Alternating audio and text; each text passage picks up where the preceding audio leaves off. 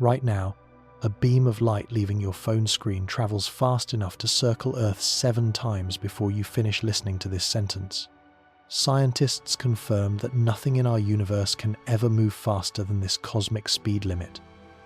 Not rockets, not information, not even gravity itself. But here is what shatters human intuition completely. The faster you chase light, the slower time moves for you. Approach light speed and the entire universe shrinks in front of your eyes, while everyone you ever loved ages decades in what feels like minutes. Einstein proved this over a century ago, and the consequences still break the brains of physicists today. We are about to journey through the most disturbing speed limit in existence.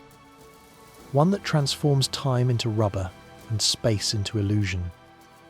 If you enjoy thinking about how the universe works, tap that like button and subscribe. It helps us more than you know. Now, get yourself comfortable. Let's begin.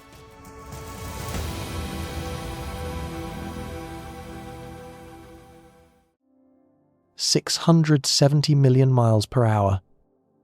That is how fast light moves through the vacuum of space.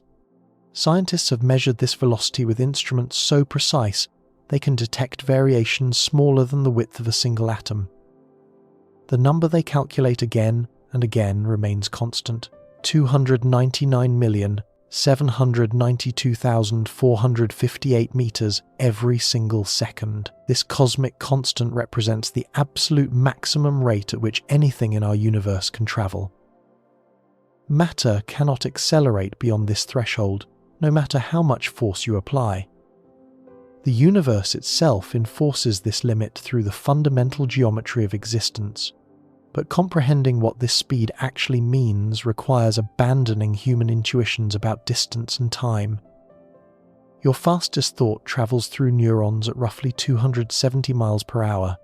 The speediest aircraft ever built topped out at 4,520 miles per hour. Light moves 148,000 times faster than that aircraft. It moves 2.5 million times faster than your thoughts. Consider the distance from Earth to the Moon. Apollo astronauts required 3 days to make that journey. Light covers the same distance in 1.3 seconds. While you count one Mississippi, photons have already bounced off the lunar surface and returned to your eyes, carrying images of craters formed billions of years ago. The Sun sits 93 million miles from Earth. Light bridges that gulf in 8 minutes and 20 seconds. Every sunrise you witness actually occurred 8 minutes earlier. The warmth on your face left the solar surface before you finished your morning coffee. If the sun suddenly vanished, you would continue seeing its light and feeling its gravity for 8 more minutes before darkness and orbital chaos arrived simultaneously. These scales still feel almost manageable, but cosmic distances quickly overwhelm human comprehension. The nearest star beyond our sun lies 25 trillion miles away. Light requires 4 years and 3 months to cross that void. The photons reaching your eyes tonight from Alpha Centauri began their journey when the last presidential election cycle started. They have travelled continuously at maximum cosmic velocity, while entire governments have risen and fallen on Earth. For most of human history, nobody suspected light had any speed at all. Philosophers assumed illumination spread instantaneously. When you struck a flint, the resulting spark seemed to fill your vision without delay. Ancient thinkers debated whether vision worked through emanations from the eye, reaching objects, or through something from objects entering the eye. Neither camp imagined that light required time to travel between source and observer. The great Italian scientist Galileo Galilei made the first recorded attempt to measure light speed in the early 1600s. He positioned 2 people on hilltops separated by about a mile, each equipped with covered lanterns. The first person would uncover their lantern, and upon seeing the flash, the second person would uncover theirs. By measuring the time between uncovering the first lantern and seeing the response from the second, Galileo hoped to calculate how long light required to make the round trip. The experiment failed completely. No matter how carefully Galileo's assistants timed their responses, they could detect no delay whatsoever. Light appeared to travel instantaneously across the mile, separating the hilltops. Galileo correctly concluded that if light had finite speed, it moved far too fast for human reaction times to measure over such short distances. He suspected light might be infinitely fast, or at least faster than any experiment of his era could detect. The first scientific evidence that light moved at finite speed came from an unexpected source. Ole Rømer was a Danish astronomer studying Jupiter's moons in 1676. He had catalogued the precise timing of eclipses when Jupiter's moon Io passed behind the giant planet. These eclipses should occur at predictable intervals based on Io's orbital period, but Rømer noticed systematic discrepancies in his predictions. When Earth's orbit carried it closer to Jupiter, the eclipses occurred earlier than calculated. When Earth moved farther from Jupiter, the eclipses arrived late. The variation followed a pattern matching Earth's changing distance from the Jovian system. Rømer realized only one explanation fit the data. Light required time to cross the varying distance between planets. When Earth was closer, the light had less far to travel and arrived sooner. When Earth was farther, the additional distance delayed the signal. Rømer calculated that light needed approximately 22 minutes to cross the diameter of Earth's orbit. His measurement was imprecise by modern standards. Actual crossing time is closer to 16 minutes and 40 seconds. But the core insight was revolutionary. For the first time in human history, someone had demonstrated that light travelled at a finite, measurable velocity rather than propagating instantaneously. Nearly 2 centuries passed before scientists developed methods to measure light speed in laboratory settings. In 1849, French physicist Hippolyte Fizeau constructed an ingenious apparatus using a rapidly spinning toothed wheel.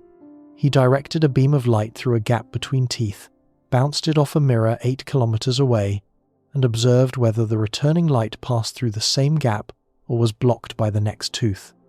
By adjusting the wheel's rotation speed, Fizeau could determine exactly how fast the wheel needed to spin for the returning light to be blocked. This timing revealed how long light required to make the 16-kilometer round trip. His measurement yielded a speed of roughly 315,000 kilometers per second, within 5% of the modern accepted value. For the first time, humans had measured the speed of light without relying on astronomical distances.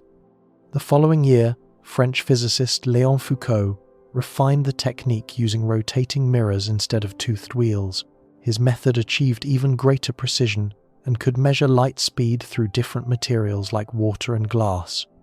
Foucault discovered that light travelled more slowly through water than through air, a crucial finding that helped confirm the wave nature of light. These laboratory measurements transformed the speed of light from an astronomical curiosity into a fundamental constant that physicists could study and verify repeatedly. James Clerk Maxwell delivered the next transformative breakthrough in 1865. Maxwell had been studying electricity and magnetism as seemingly separate phenomena. His mathematical analysis revealed they were aspects of a single unified force. More remarkably, his equations predicted that oscillating electric and magnetic fields would propagate through space as waves. When Maxwell calculated the velocity these electromagnetic waves should travel, the number that emerged from his mathematics matched the measured speed of light almost exactly. The coincidence was too precise for accident. Maxwell had discovered that light itself was an electromagnetic wave, oscillating fields of electricity and magnetism, racing through space at a speed determined by fundamental constants of nature. This revelation unified optics with electromagnetism and revealed that visible light was just one frequency band within a vast electromagnetic spectrum. Radio waves, infrared radiation, ultraviolet light, X-rays, and gamma rays all represented the same fundamental phenomenon at different frequencies. All travelled at identical velocity through vacuum. The speed of light was actually the speed of all electromagnetic radiation. But Maxwell's triumph created a puzzle that would torment physicists for decades. His equations specified that electromagnetic waves traveled at a particular velocity. But velocity relative to what? Every wave humans had previously studied propagated through some medium. Sound waves travel through air at roughly 770 miles per hour relative to the air itself. Ocean waves move through water at speeds determined by the water's properties. What medium carried light waves through the cosmos? Scientists hypothesized a substance they called the luminiferous ether. This invisible material supposedly permeated all of space, providing the medium through which light propagated. Earth moving through this cosmic ether should experience an ether wind analogous to the wind felt by passengers in a moving car. Light would travel at its fixed speed relative to the stationary ether. Albert Michelson and Edward Morley designed an experiment to detect this ether wind in 1887. They built an interferometer that split light beams and sent them along perpendicular paths before recombining them. If Earth moved through ether, light travelling parallel to that motion should take a different amount of time than light travelling perpendicular to it. The recombined beams would show interference patterns, revealing the velocity difference. The experiment detected nothing. No matter how Michelson and Morley oriented their apparatus, no matter when during Earth's orbit they conducted measurements, light travelled at identical speed in all directions. The ether wind did not exist. Either the luminiferous ether itself did not exist, or something fundamental about light remained misunderstood. Physicists spent nearly 2 decades proposing increasingly elaborate explanations. Perhaps the ether was dragged along with Earth, eliminating relative motion.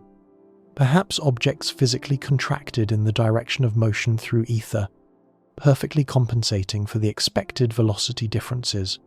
Each hypothesis created new problems and required additional assumptions. A 26-year-old patent clerk named Albert Einstein resolved the paradox in 1905. Working in Bern, Switzerland, Einstein approached the problem from a perspective that other physicists had overlooked. Rather than explaining why the ether wind remained undetectable, he asked what physics would look like if no ether existed at all. Einstein proposed 2 deceptively simple postulates. First, the laws of physics must be identical for all observers moving at constant velocity relative to each other. No experiment performed inside a sealed laboratory could detect whether that laboratory was stationary or moving uniformly. Second, the speed of light in vacuum is the same for all observers regardless of their own motion or the motion of the light source. The second postulate seems to contradict everyday experience. If you throw a ball forward while running, the ball's velocity equals your running speed plus your throwing speed. Objects acquire additional velocity from their moving sources, but Einstein insisted light behaved differently. A flashlight beam travels at exactly the speed of light, regardless of whether the flashlight is stationary or mounted on a rocket moving at half-light speed. Imagine standing still while a photon passes you, traveling at the speed of light. Now, imagine chasing that photon at 90% of light speed. Common sense insists the photon should now pass you at only 10% of its original velocity. You are almost keeping pace with it. The gap should close slowly. Einstein said no. The photon still passes you at exactly the speed of light, the full undiminished speed of light. No matter how fast you chase it, light always recedes at the same velocity. You can never gain on a beam of light regardless of your own acceleration. This constancy seems impossible until you accept what Einstein demonstrated mathematically. Space and time are not fixed. Absolute stages on which physics performs. They are flexible, interconnected, responsive to motion. When you accelerate toward a light beam, space itself contracts in your direction of motion. Simultaneously, time slows down in your reference frame compared to stationary observers. These distortions precisely compensate for your increased velocity, ensuring that light still passes you at exactly the speed of light. The universe warps itself to protect the cosmic speed limit. This is not a metaphor or an approximation. Space genuinely shrinks. Time genuinely dilates. Measurements that seemed absolute turn out to depend entirely on the motion of whoever makes them. Einstein called this framework special relativity because it addressed the special case of uniform motion without acceleration. But why does light deserve this privileged status? Why should the cosmos contort itself to maintain one particular velocity as constant for all observers? The answer emerges from a deeper understanding of how space and time actually relate to each other. Einstein recognized that space and time are not separate entities, but aspects of a unified four-dimensional structure he called space-time. Objects do not merely exist in space and move through time separately. They trace paths through space-time, combining spatial displacement and temporal progression into single trajectories called world lines. Here is where the mathematics becomes genuinely strange. Every object in the universe moves through space-time at exactly the same rate. This rate equals the speed of light. You listening right now are traveling through space-time at precisely the speed of light. So is the chair beneath you. So is the sun. So is the most distant galaxy observable by human telescopes. The difference between objects lies in how they distribute this motion between spatial dimensions and the temporal dimension. When you sit motionless in space, all of your space-time velocity goes into moving through time. You age at the maximum possible rate because all of your velocity points in the time direction. You progress through minutes and hours and years at full speed while remaining spatially stationary. When you begin moving through space, some of your space-time velocity redirects from time into spatial dimensions. The total velocity through space-time cannot exceed the speed of light. You must borrow from your temporal motion to fund your spatial motion. Moving faster through space necessarily means moving slower through time. This explains time dilation in an intuitive way that mathematics can make rigorous. A clock on a speeding spacecraft ticks more slowly than an identical clock on Earth because the spacecraft diverts some of its space-time velocity from time into space. Less motion through time means fewer elapsed seconds. The spacecraft ages more slowly because it is moving more through space and consequently less through time. At the extreme limit sits light itself. Photons travel through space at the maximum possible velocity. This means they have no space-time velocity remaining for temporal motion. From a photon's perspective, time does not pass at all.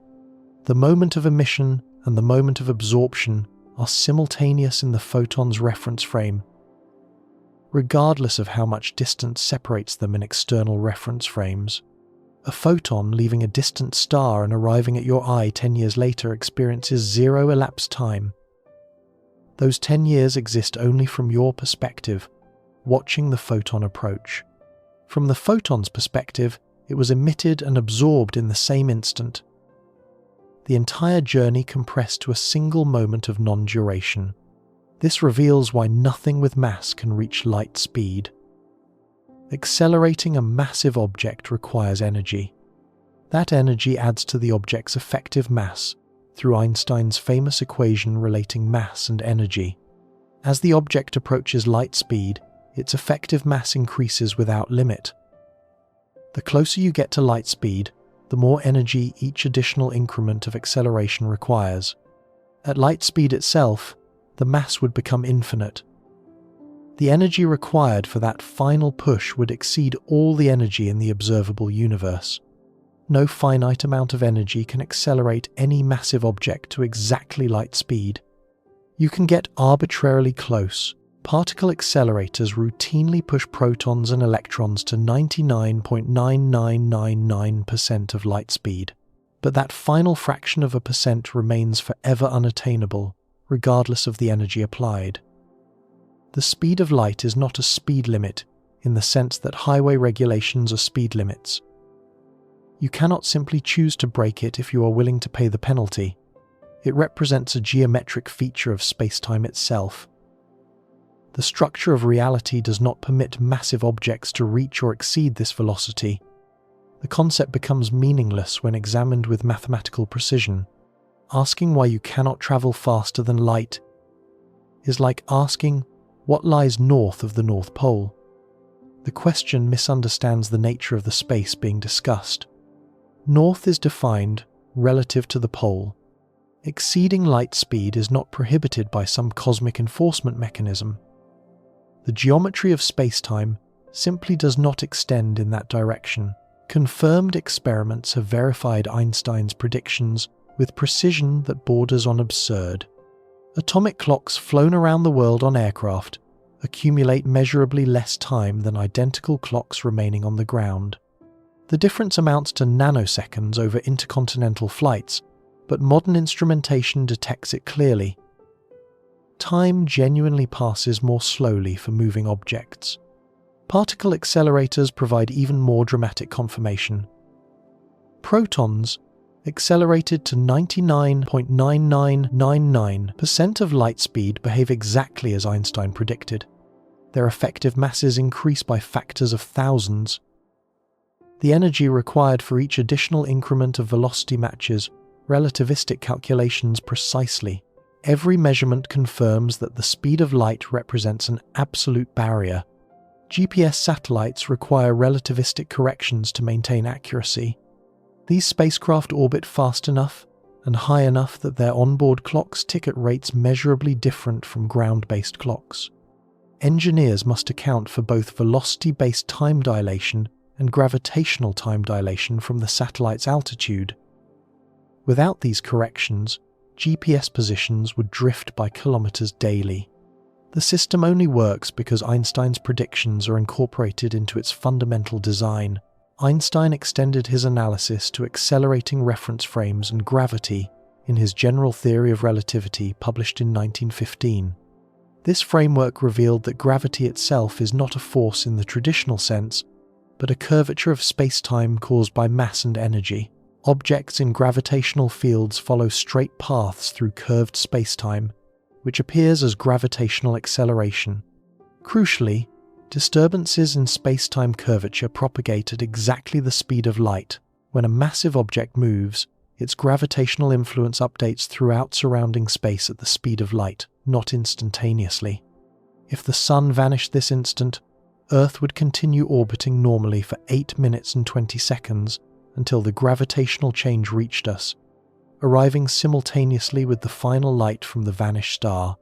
The LIGO Observatory confirmed this prediction spectacularly in 2015 when it detected gravitational waves from merging black holes 1.3 billion light-years distant. Those waves travelled at exactly the speed of light across cosmic gulfs for over 1 billion years before reaching Earth's detectors. Gravity and light are forever bound to the same cosmic speed limit.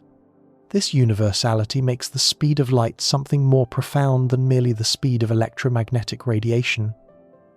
It is the speed of causality, the rate at which any influence can propagate through space-time, the maximum velocity at which cause can precede effect anywhere in the universe. Nothing outruns this limit because nothing can.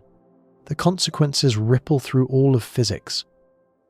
Electromagnetic forces between charged particles propagate at the speed of light. Nuclear forces operate within ranges determined by this cosmic constant. Information cannot travel faster, regardless of the medium or mechanism.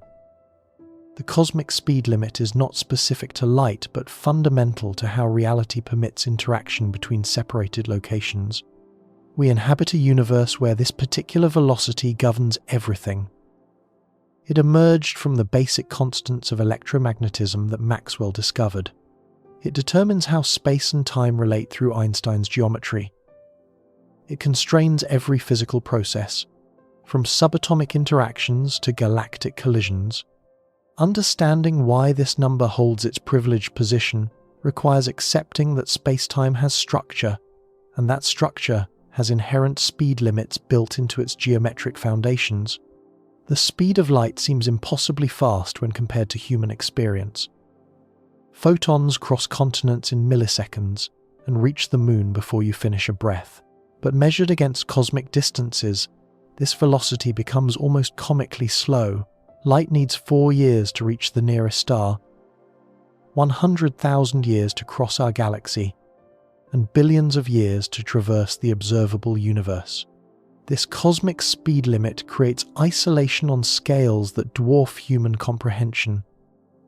Stars separated by light years cannot communicate in any meaningful time frame.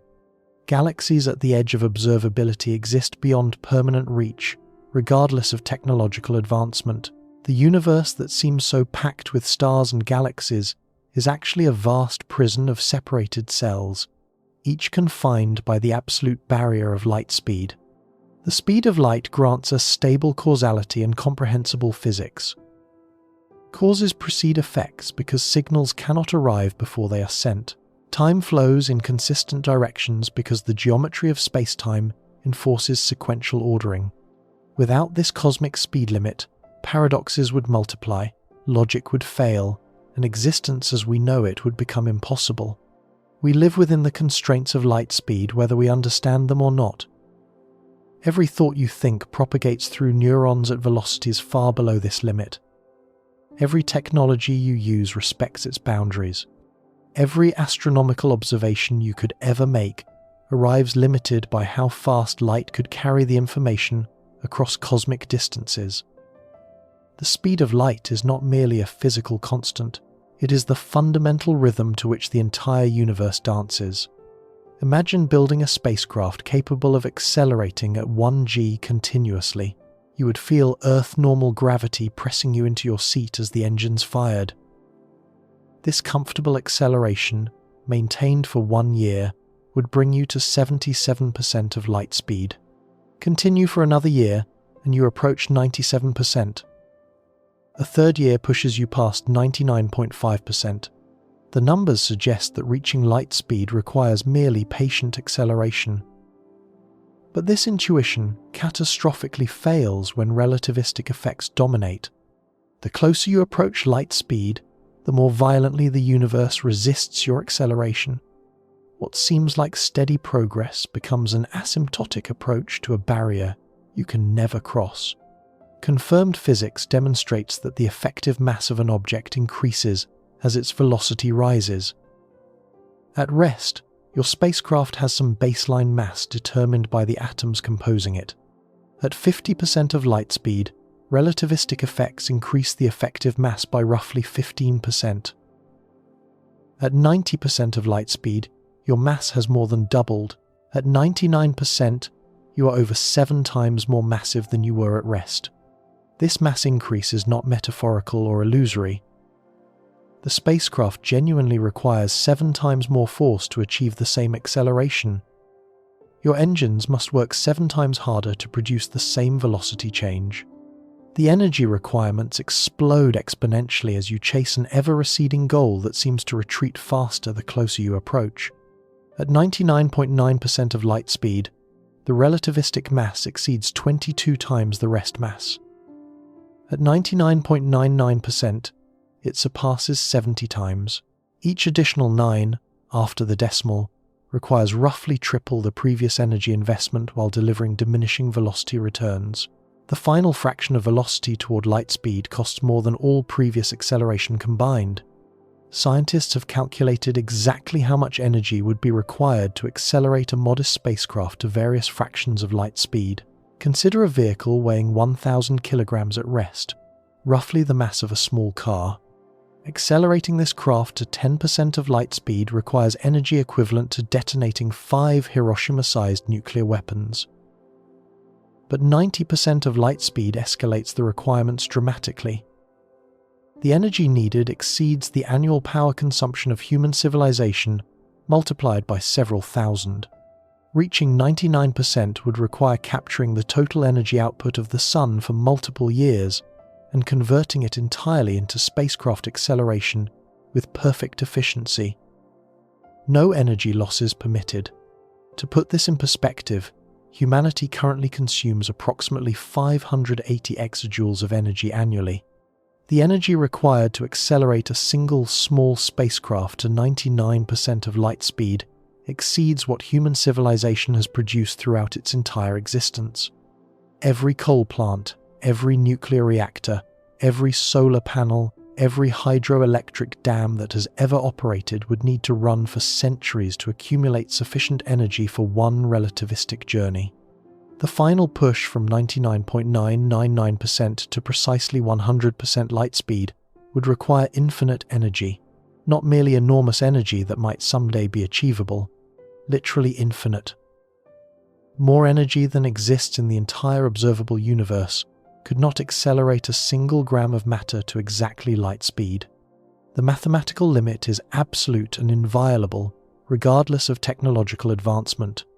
This energy barrier explains why particle accelerators like the Large Hadron Collider cannot push particles to light speed despite achieving velocities exceeding 99.9999% of light speed.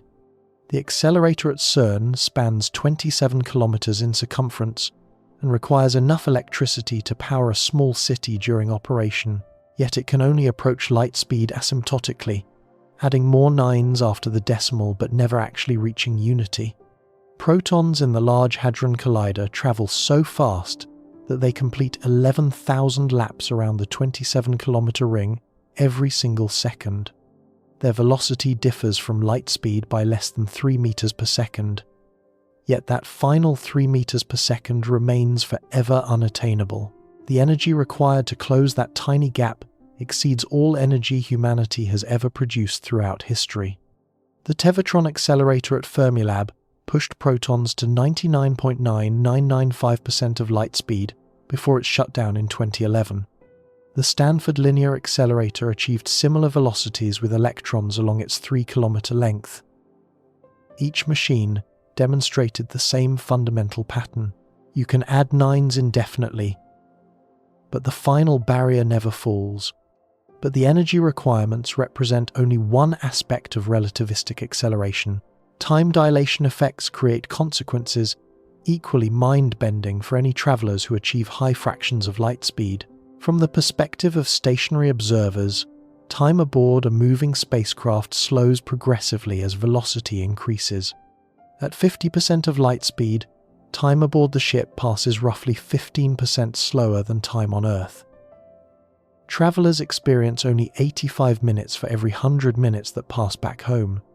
This might seem like a minor curiosity until you accumulate these differences over months and years of travel. At 90% of light speed, time dilation becomes dramatic. Only 43 minutes pass aboard the ship for every 100 minutes on Earth. Travelers experience less than half the time that elapses in stationary reference frames. At 99%, time slows to roughly 14 minutes per 100. At 99.9%, travelers experience only 4.5 minutes for every 100 that elapse for stationary observers. Consider what this would feel like subjectively. You board a spacecraft and accelerate toward a distant star. Through your windows, you watch Earth recede into the cosmic background. Inside the ship, everything feels normal. Your coffee cools at the usual rate. Your watch ticks steadily. Your heart beats its familiar rhythm. Nothing seems strange from your perspective. But if you could somehow watch Earth through an impossibly powerful telescope, you would see something disturbing. People on the planet below seem to be moving in fast forward. Days flash by in what feels like hours to you. Seasons change visibly over what seems like weeks. The disconnect between your experienced time and Earth time grows increasingly obvious as your velocity climbs. Consider a spacecraft traveling to the nearest star at 99.9% of light speed. The journey covers 4.2 light years and requires roughly 4.2 years from Earth's perspective. But for travelers aboard the ship, relativistic time dilation compresses this journey to approximately 70 days of subjective experience. They leave Earth, experience a bit over 2 months of travel, and arrive at Alpha Centauri while 4 years pass back home. This asymmetry creates what physicists call the twin paradox. Imagine identical twins, where one remains on Earth while the other makes a high-speed journey to a nearby star and returns. When the travelling twin arrives home, they have aged far less than their earthbound sibling. Years or decades might separate their biological ages, despite being born at the same moment from the same parents. The paradox seems to violate the principle that motion is relative. If velocity only has meaning relative to other objects, why should the travelling twin age less? Either twin could claim to be stationary while the other moves away. The situation appears symmetric, yet the outcome is dramatically asymmetric. Confirmed physics resolves this apparent contradiction by recognizing that the situation is not actually symmetric at all. They experience no acceleration, no change in velocity, no forces pressing them into their seat. The travelling twin accelerates away from Earth, decelerates upon approaching the destination, accelerates back toward Earth, and decelerates again upon final arrival. These accelerations break the apparent symmetry completely.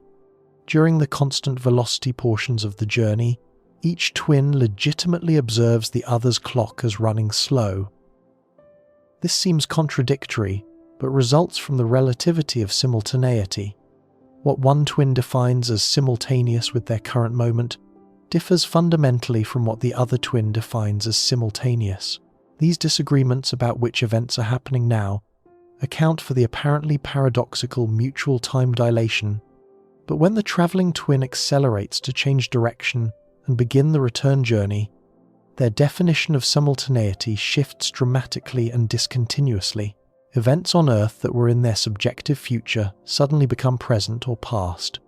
The travelling twins' turnaround effectively compresses Earth time from their perspective, causing the stay-at-home twin to age rapidly during the brief acceleration period. The mathematics works out precisely and unambiguously. When the travelling twin returns, the accumulated time differences from all phases of the journey produce exactly the predicted age gap. No contradiction exists once you properly account for the effects of acceleration on simultaneity definitions. Confirmed experiments verify this time dilation effect with extraordinary precision, using multiple independent methods. Atomic clocks flown on aircraft measure detectably less elapsed time than identical clocks remaining on the ground. The difference is tiny at aircraft speeds, mere nanoseconds over lengthy flights. But the effect is absolutely real and matches relativistic predictions exactly to within measurement precision. In 1971, physicists Joseph Hafele and Richard Keating flew cesium atomic clocks around the world on commercial airliners. Eastbound flights showed clocks running slow relative to ground reference clocks. Westbound flights showed different offsets due to combining aircraft velocity with Earth's rotation. Both results matched relativistic predictions within experimental uncertainty. Particle physics provides even more dramatic confirmation of time dilation effects. Muons are unstable subatomic particles that decay with a half-life of roughly 2.2 microseconds when stationary. At this decay rate, half of any muon population transforms into other particles within that brief interval. Yet muons, created in the upper atmosphere by cosmic ray collisions, somehow reach Earth's surface despite travelling distances that require far longer than their apparent lifetime. A muon moving at 99.9% of light speed travels about 600 meters in 2.2 microseconds, but cosmic ray muons are detected at sea level after travelling through 15 kilometers of atmosphere. The explanation is time dilation operating exactly as Einstein predicted. These muons move at significant fractions of light speed, causing time to pass more slowly in their reference frame. They decay at the normal rate from their own perspective, but reach the ground because Earth observers perceive their internal clocks as running slow. The muons effectively live longer because their high velocity compresses their experienced time relative to the surrounding universe. Length contraction accompanies time dilation as another mandatory consequence of high velocity travel. From the perspective of stationary observers, objects moving at relativistic speeds appear compressed in their direction of motion.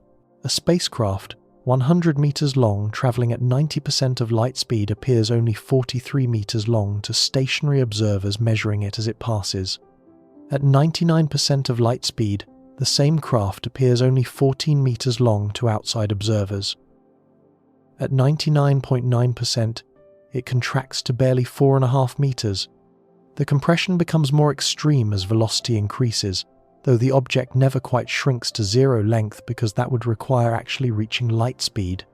But here is where human intuition fails spectacularly again.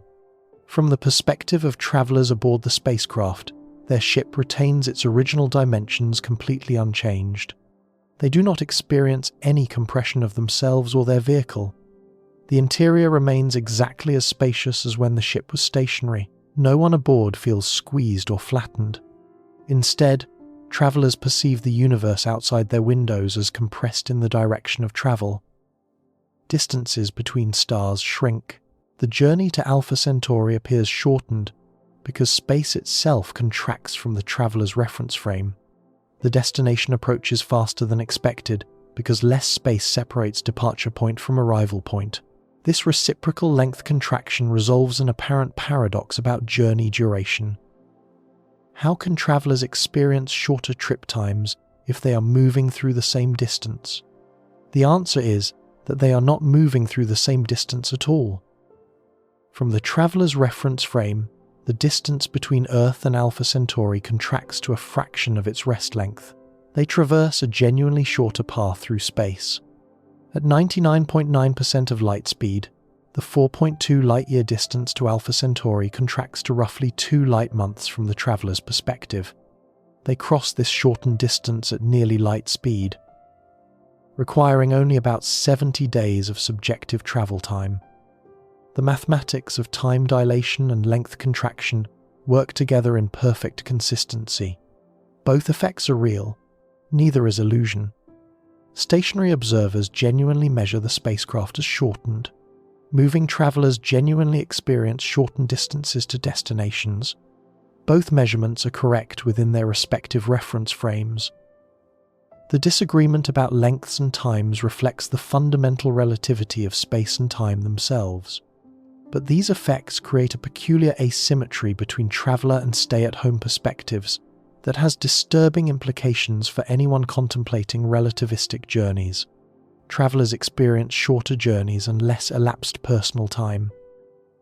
They could theoretically reach the far edges of the observable universe within a single human lifetime by traveling at sufficiently high velocities. Time dilation compresses arbitrarily long journeys into manageable durations. The catch destroys any romantic notions of cosmic exploration.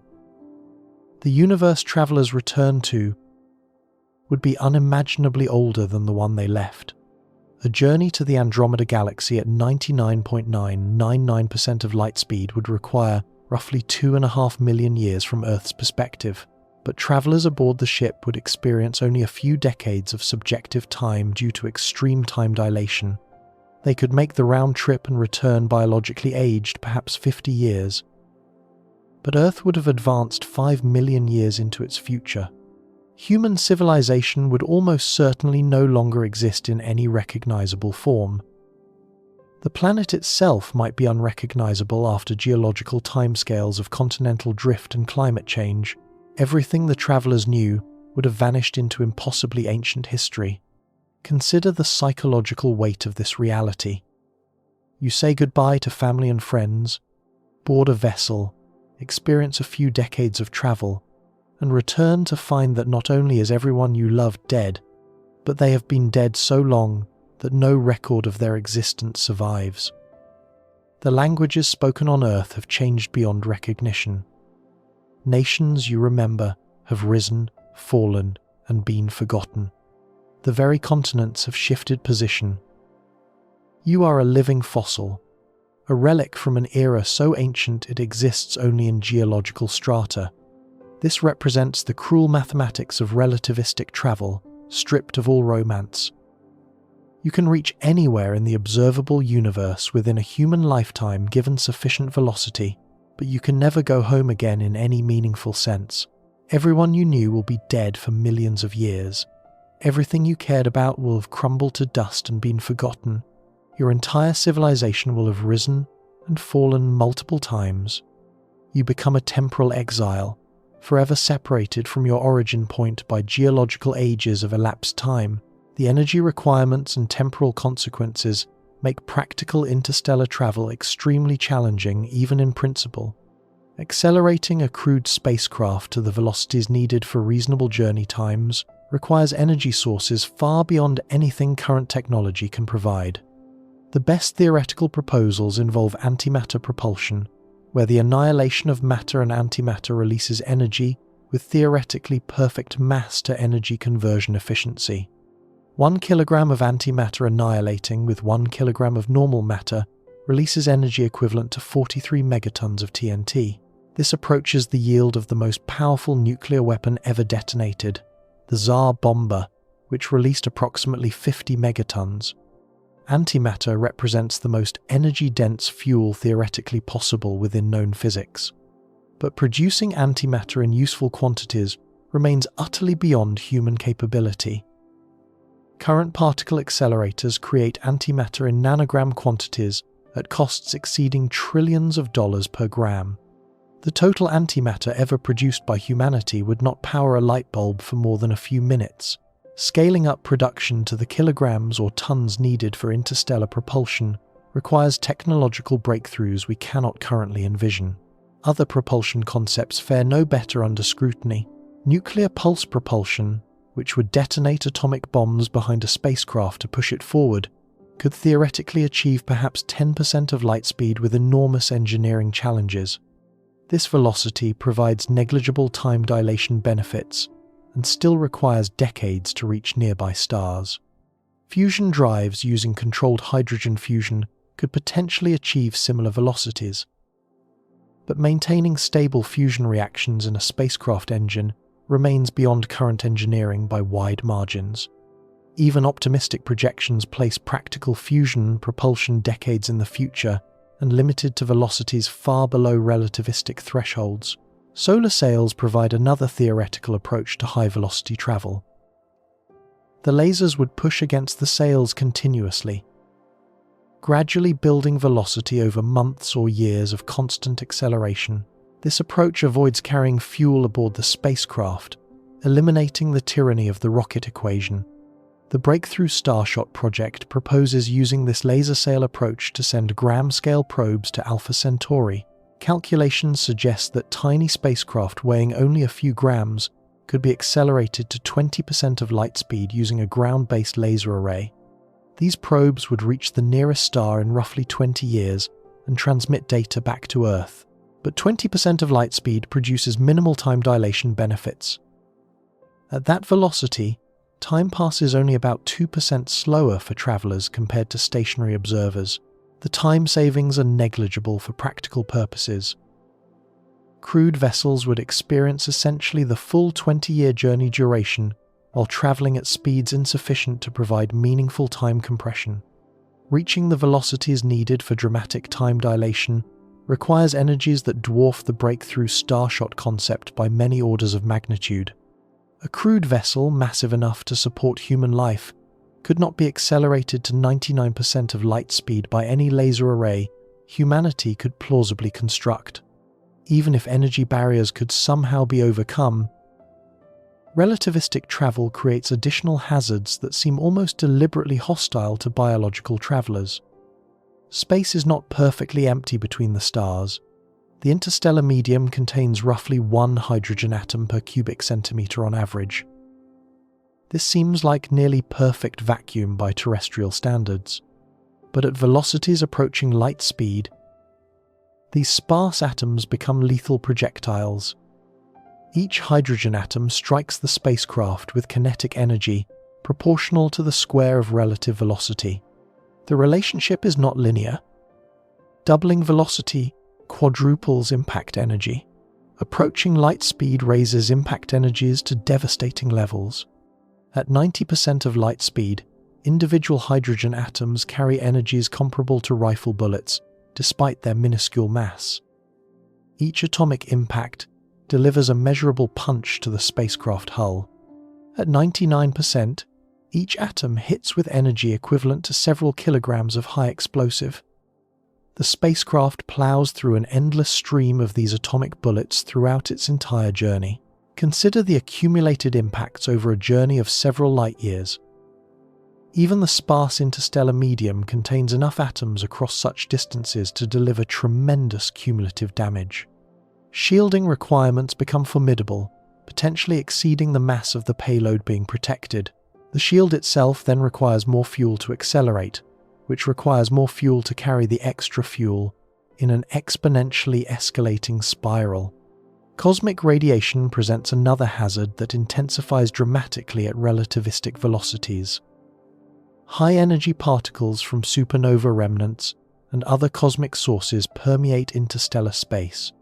At relativistic speeds, the spacecraft moves into this radiation bath from all directions simultaneously. Forward-facing radiation becomes blue-shifted to higher and more damaging energies as the spacecraft's velocity adds to the particle's original energies. The radiation flux also increases because the spacecraft sweeps through more of space per unit time. Crew members would require extensive shielding, or the journey would deliver fatal radiation doses within days or weeks. These practical obstacles compound the fundamental physical barriers imposed by relativity. Reaching significant fractions of light speed requires solving energy generation and storage problems completely beyond current human technology. The journey would expose travelers to radiation and impact hazards that current shielding materials cannot adequately mitigate, and successful arrival at any destination would strand travelers millions or billions of years in the future relative to their departure point. The universe constructed a speed limit, and then surrounded it with escalating barriers that grow more insurmountable the closer you approach. Energy requirements climb toward infinity. Time dilation separates you from everyone you knew and everything you valued. Interstellar hazards become increasingly deadly with each increment of velocity. The cosmos seems specifically engineered to prevent anything with mass from reaching this ultimate velocity threshold. Yet light itself travels at this speed without apparent effort. Photons emerge from stellar surfaces and galactic cores already moving at maximum velocity. They do not accelerate from rest, because acceleration from zero to light speed requires infinite energy even for massless particles. Instead, photons spring into existence, already traveling at light speed, and continue at exactly that velocity until they are absorbed or scattered. From a photon's reference frame, the concepts of acceleration and deceleration have no meaning. A photon exists only at light speed. It cannot slow down because any particle traveling slower than light speed must have mass, and photons are massless. The speed of light is not merely a maximum velocity for photons, it is the only velocity at which they can exist. This creates a profound asymmetry between massive matter and massless radiation. Matter can travel at any velocity from zero up to, but never including light speed. Radiation can travel only at exactly light speed, never faster and never slower. The two categories of physical stuff inhabit completely different velocity regimes, with the speed of light forming an impenetrable boundary between them. Massive particles approaching light speed experience time slowing towards zero, and length contracting towards zero. At the limit, a particle travelling at exactly light speed would experience zero time and zero length. But this limit can never be reached by anything with mass. The energy required to push mass to that boundary exceeds all the energy in existence. Massless particles at light speed experience exactly that zero time, zero length condition, a concept we will explore more deeply shortly. The gap between what light achieves effortlessly and what matter can never achieve illustrates the fundamental asymmetry at the heart of relativistic physics. This asymmetry is not a limitation of human technology or imagination. It is built into the geometric structure of space-time at the deepest level physics can probe. No cleverness will circumvent the light-speed barrier for massive objects. No breakthrough in engineering will provide the infinite energy needed for the final push. No discovery of new physics will remove the mass-energy equivalence that makes relativistic acceleration progressively harder. The speed of light forms an absolute boundary that transcends mere difficulty and enters the realm of logical impossibility. Matter and energy are equivalent. Mass represents concentrated energy and energy contributes to mass.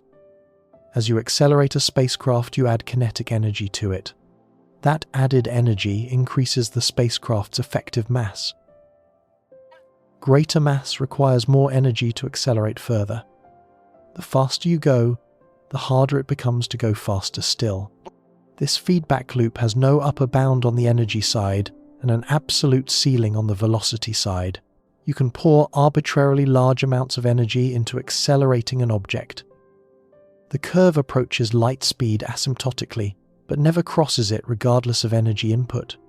The mathematics describes a hyperbolic relationship that physicists call the relativistic gamma factor. At low velocities, gamma equals essentially 1, and relativistic effects are negligible. As velocity increases, gamma climbs slowly at first, then explosively as you approach light speed. At 99% of light speed, gamma equals about 7. At 99.9%, gamma exceeds 22. Gamma surpasses 70.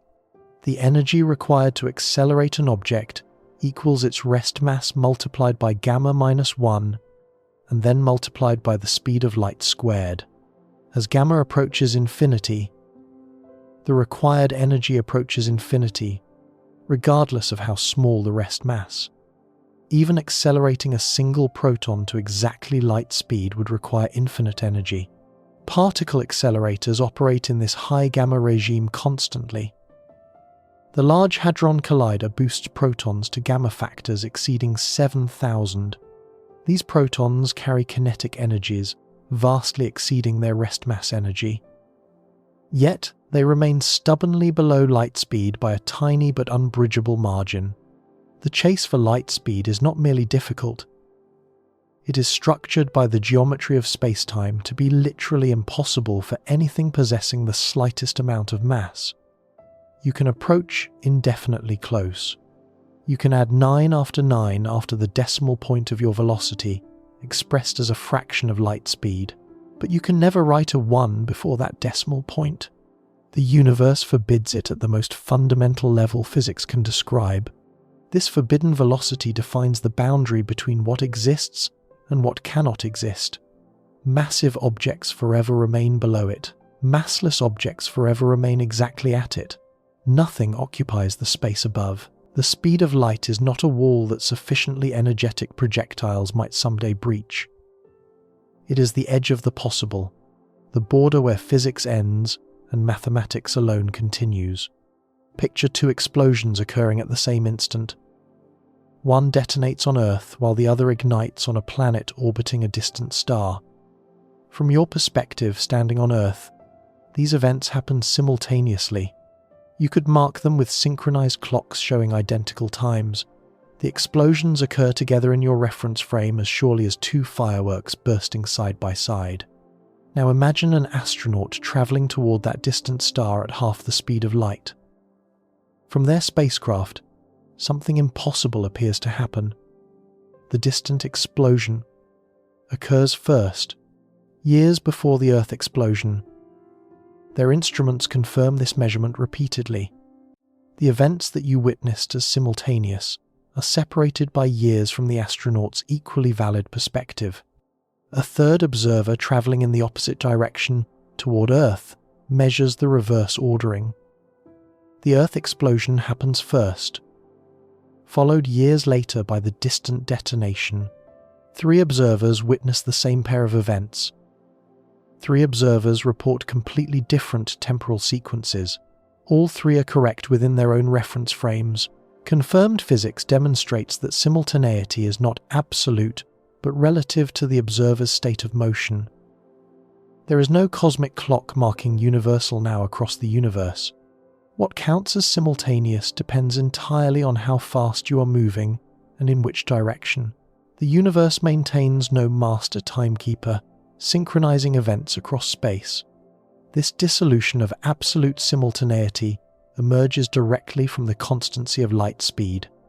Einstein recognized that if light travels at the same velocity for all observers, regardless of their motion, then observers must disagree about time and distance measurements. Simultaneity becomes one of the casualties. 2 events that appear simultaneous to a stationary observer cannot appear simultaneous to a moving observer if both must measure light travelling at identical speeds. The mathematics is unforgiving. Clocks that appear synchronized in one reference frame appear desynchronized in another. The faster an observer moves relative to those clocks, the greater the disagreement about which clock reads what time. At velocities approaching light speed, this desynchronization becomes enormous, stretching across years for events separated by interstellar distances. But this relativity of simultaneity does not create chaos in the actual universe. The reason involves the single most important concept in understanding relativistic causality. Light cones determine what can influence what across space-time. Imagine drawing a diagram with time running vertically upward and space spreading horizontally. Mark any event as a point on this diagram. From that point, light can travel outward in all spatial directions at a 45-degree angle relative to the time axis.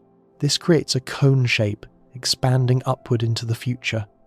Everything inside this future light cone represents locations and times that the original event could potentially influence through signals traveling at or below light speed.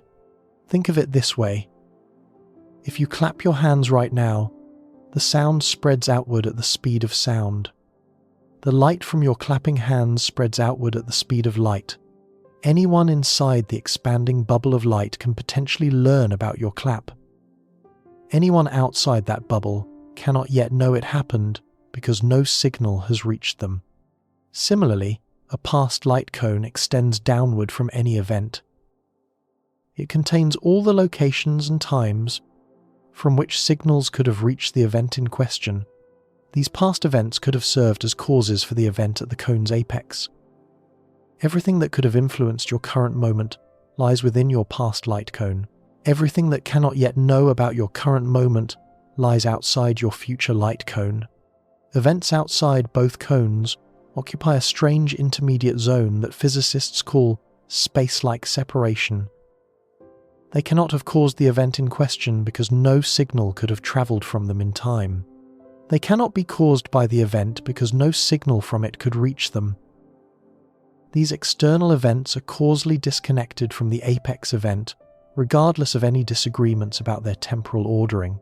Here lies the universe's elegant protection of causality. Observers can only disagree about the temporal ordering of events that are causally disconnected anyway. If event A could have caused event B through any signal travelling at or below light speed, then all observers in all reference frames agree that A happened before B. The temporal ordering is preserved precisely where it matters for cause and effect. Only events separated by distances too great for light to bridge within the time between them can have their sequence disputed by different observers, and those events cannot influence each other regardless of which happened first. This elegant structure becomes clearer through a specific example. Imagine you witness a supernova exploding in a distant galaxy 1 million light-years away. At the same moment by your clocks, your friend on Earth sneezes. An observer flying past at high speed might measure the supernova as occurring 1,000 years before the sneeze. Another observer flying the opposite direction might measure the sneeze as occurring 1,000 years before the supernova. The disagreement spans millennia. Yet no paradox arises because the supernova and the sneeze cannot possibly influence each other. They are too far apart for any signal to connect them within the time span involved. This arrangement seems almost suspiciously convenient.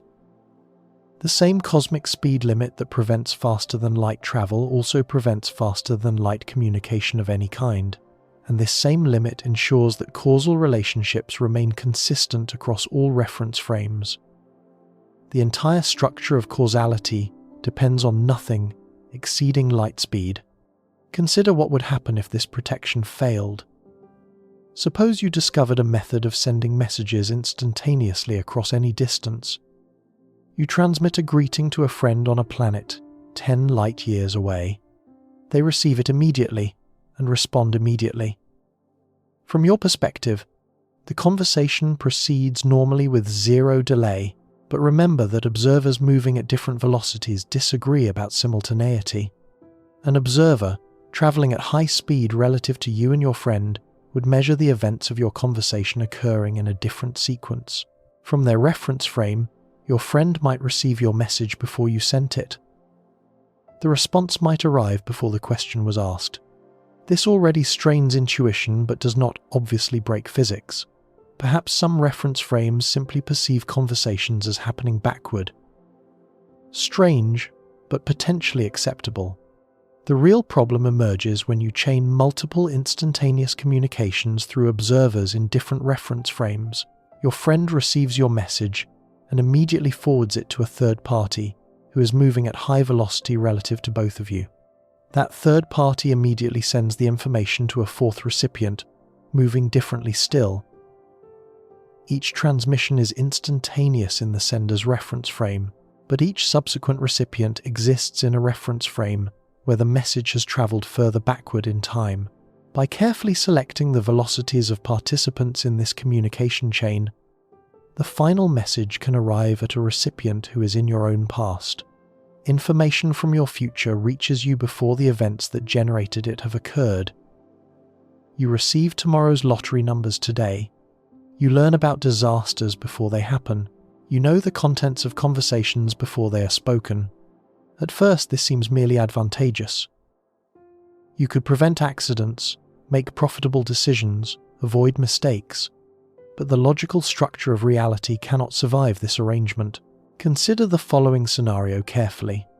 You receive a message from your future self, warning you not to enter a particular building tomorrow because it will collapse. You heed the warning and avoid the building. It collapses as predicted, but you survive because you were elsewhere. Grateful, you send the warning message back in time to your past self to complete the causal loop.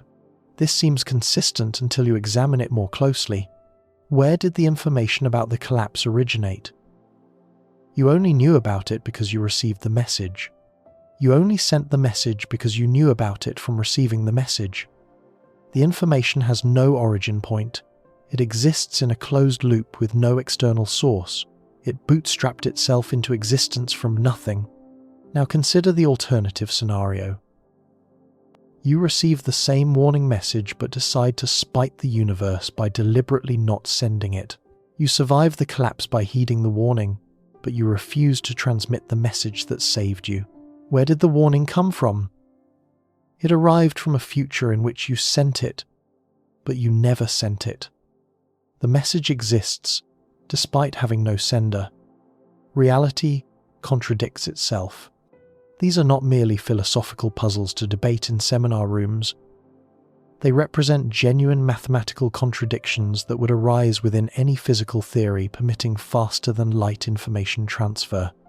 The equations that describe how particles and fields behave are self-consistent only because light speed forms an absolute barrier. Remove that barrier, and the mathematics generates contradictions. Predictions that a particle both exists and does not exist, that an event both occurred and did not occur. Physical travel faster than light creates even more direct paradoxes. Suppose you could board a spacecraft capable of exceeding light speed. You travel to a distant star system faster than light could make the journey. You spend some time there, then return to Earth using conventional slower-than-light propulsion, depending on the distances and velocities involved. You could arrive back on Earth before you originally departed. You land and encounter your past self, preparing for the journey you have already completed. Nothing prevents you from stopping yourself from leaving. But if you never left, you never arrived in the past to stop yourself. If you never stopped yourself, you did leave and did arrive to stop yourself. The contradiction is direct and irresolvable. Science fiction often invokes grandfather paradoxes, where a time traveler prevents their own birth. But you need not go back generations to create paradox. Simply preventing your own departure moments before it occurs generates the same logical impossibility.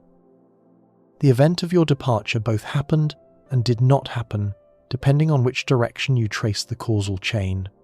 Some physicists explored theoretical structures called closed time-like curves, paths through space-time that loop back on themselves. Kurt Gödel, the famous mathematician and logician, discovered in 1949 that Einstein's equations of general relativity permitted solutions containing such curves. In Gödel's rotating universe model, travelers could theoretically follow paths that returned them to their own past. This discovery troubled Einstein deeply. He had not anticipated that his own equations would allow for time travel possibilities. Subsequent analysis revealed that Gödel's universe required the entire cosmos to be rotating in a specific way that observations have ruled out for our actual universe. Other proposed closed time-like curves require exotic conditions like infinite rotating cylinders or traversable wormholes sustained by negative energy matter. Every realistic proposal for closed time-like curves encounters the same fundamental barriers. Either the required conditions cannot exist in our universe, or the curves generate the same causal paradoxes that make faster-than-light travel incoherent. The universe appears to protect its own logical consistency through multiple overlapping mechanisms. Some physicists have proposed that the universe might somehow protect itself from these paradoxes through a self-consistency principle. Perhaps you would find yourself unable to prevent your own departure, regardless of your intentions. Some force or coincidence would always intervene to ensure the timeline remained consistent. But this proposal merely relocates the problem without solving it. What force could possibly constrain all future events to remain consistent with past events that have not yet determined them? The entire concept of physical law assumes that causes precede effects. A self-consistency principle protecting against paradoxes requires effects to somehow constrain causes, which is itself a form of backward causation that generates its own paradoxes. The clean solution is the one the universe actually implements. Faster-than-light travel and communication are impossible. The paradoxes never arise because the conditions that would generate them cannot be created. The light speed barrier is not a rule that could theoretically be broken by sufficiently advanced technology. It is a logical requirement for the mathematical consistency of space-time itself. Quantum mechanics initially appeared to offer a potential loophole through the phenomenon of entanglement. When two particles interact and become entangled, they remain correlated regardless of the distance separating them. Measuring a property of one particle instantly determines the corresponding property of its entangled partner, even if that partner is on the other side of the galaxy. Einstein found this deeply troubling and famously called it spooky action at a distance. The correlation seems to propagate instantaneously, apparently violating the light speed limit. For decades, some physicists hoped entanglement might provide a mechanism for faster-than-light communication. Confirmed experiments have definitively closed this loophole. Entanglement correlations are real and do span arbitrary distances instantaneously, but they cannot carry information faster than light. The reason involves the fundamentally random nature of quantum measurements. When you measure an entangled particle, you get a random result. The measurement determines the state of the distant partner, but you could not control or predict what result you would get. You cannot encode a message in the measurement outcomes because you cannot choose those outcomes. They are genuinely random, determined by quantum probability at the moment of measurement. To verify that entanglement correlations existed, you must compare your measurement results with those obtained by an observer measuring the distant partner particle. This comparison requires classical communication, which travels at or below light speed. The entanglement correlations only become apparent after this classical comparison. No information has traveled faster than light. Experimental tests called Bell inequality experiments have confirmed this limitation with extraordinary precision. Entanglement is real, but useless for superluminal communication. Quantum mechanics respects the light speed barrier as surely as classical physics does, though the mechanism of this respect is subtler and took decades to fully understand. The quantum world offers no escape from cosmic speed limits. Despite its reputation for strangeness and counterintuitive behavior, quantum mechanics remains firmly relativistic. The equations governing quantum fields explicitly incorporate light speed as the maximum velocity for information propagation. Quantum entanglement creates correlations but not communication channels. Consider now what existence means for particles that actually travel at light speed. Photons experience something that language struggles to describe. From a photon's reference frame, time does not pass at all. The moment of emission and the moment of absorption are not separated by any duration. They are the same moment. A photon leaving a distant star and arriving at your eye millions of years later by your reckoning experiences zero elapsed time. The entire journey compresses to an instant from the photon's perspective.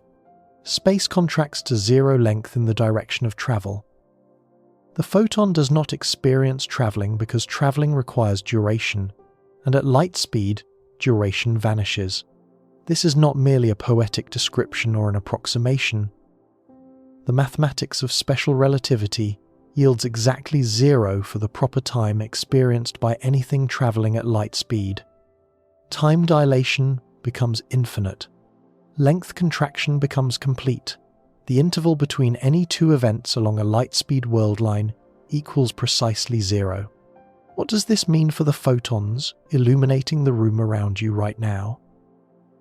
Each one emerged from some light source and travelled until it struck your eye or another surface. From your perspective, these journeys took tiny fractions of seconds for nearby sources or billions of years for ancient cosmic light. From the photon's perspective, nothing happened between emission and absorption because no time existed during which something could happen. The cosmic microwave background radiation that fills all of space was emitted 13.8 billion years ago, when the universe first became transparent to light. These ancient photons have been travelling since before Earth existed, before our galaxy reached its current form, before most stars in the universe had ignited. Yet from each photon's perspective, its emission and its absorption by your instruments occur simultaneously. The entire history of the cosmos occupies zero duration in the photon's reference frame. This reveals something profound about the nature of light speed as a destination for massive objects. Not only can massive objects never achieve it, but the experience of achieving it would be meaningless. There is nothing that could experience light speed travel because experience requires the passage of time. At light speed, time does not pass. Existence becomes a point rather than a duration. Consciousness requires information processing. Thoughts must follow other thoughts. Perceptions must be integrated over time. An entity travelling at light speed would have no time during which to think any thoughts or perceive any perceptions. The subjective experience would not be one of incredible speed or compressed duration. There would be no subjective experience at all. Only massless particles can travel at exactly light speed. And massless particles cannot carry complex information because complex information requires structure, and structure requires extension in time. A photon carries its frequency and polarization but nothing else. It cannot encode memories or thoughts or experiences. It exists as a single quantum of electromagnetic energy, propagating through space-time at maximum velocity, with zero proper time. Theoretical physicists have occasionally explored whether particles called tachyons might exist. These hypothetical entities would always travel faster than light. Just as ordinary matter always travels slower, the light speed barrier would separate two domains of existence with ordinary matter below and tachyons above, neither able to cross into the other's territory. But tachyons generate severe theoretical problems beyond the causal paradoxes already described. To travel faster than light within the mathematics of special relativity, a particle must have what physicists call imaginary mass. This is not merely an unusual property, but a mathematical contradiction suggesting that the concept of tachyons is fundamentally incoherent. No experimental evidence for tachyons has ever been found, despite decades of searches using the most sensitive instruments available. Every particle ever detected travels at or below light speed without exception. The theoretical problems with tachyons, combined with their complete experimental absence, strongly suggests they cannot exist within self-consistent physics. The speed of light therefore stands as an absolute boundary, not merely for practical travel but for logical consistency. Anything exceeding it would generate contradictions that the mathematics of physics cannot resolve. The universe forbids faster than light motion, not through force or barrier, but through the deeper requirement that reality remains self-consistent. This has implications far beyond transportation technology. The light speed limit defines the structure of time itself. Without it, time would have no direction. Cause and effect would be interchangeable. The distinction between past and future would dissolve into arbitrary observer-dependent definitions with no underlying reality.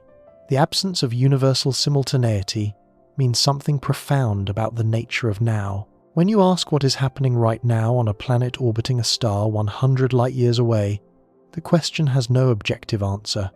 Different observers moving at different velocities would identify completely different events as occurring now at that distant location. Some would say, your now corresponds to their Tuesday. Others would say your now corresponds to their Friday 3 years from Tuesday.